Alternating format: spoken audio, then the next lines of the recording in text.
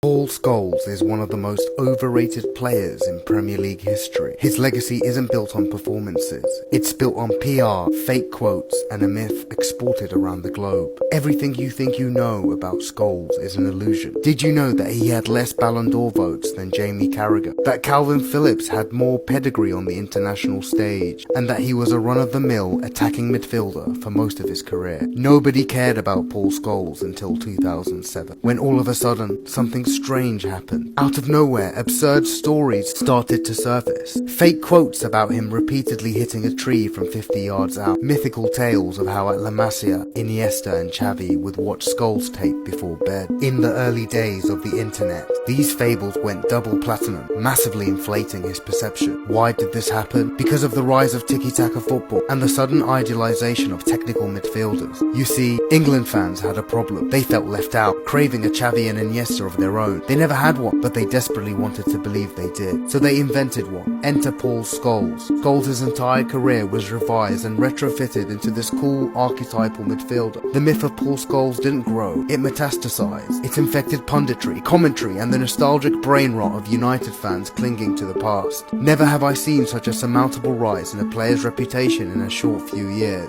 The reality? Scholes was just another cog in the Ferguson machine. A neat passer who put a shift in like his compatriots Wes Brown and John O'Shea. He was never an elite player. Slow, physically weak, an average technician who wasn't press resistant, a defensive liability who was infamous for his reckless tackles, racking up 10 red cards and 137 bookings during his time at United. Give him time on the ball and he could spray a pass, but press him and he'll make mistakes. What if I told you that he never won United Player of the Year despite being a local lad? That he only made Team of the Year twice in 20 years? That he disgraced himself for England, rage quitting international duty at 29 because he couldn't displace the underperforming duo of Gerrard and Lampard? Did you know that he only started one Champions League final out of 4 and that he only started more than 30 games in a league season once? Ultimately, Scholes wasn't proven outside of Manchester United, outside of England, without Sir Alex Ferguson and on the international stage. Like many United players, Scholes was garlic bread, not the main course. A Ferguson role player riding on the tails of a dominant dynasty. His reputation today built on anecdotes, nostalgia and revisionist memory of a few famous names who said the right thing at the right time. But I remember the truth, and I'm here to tell it.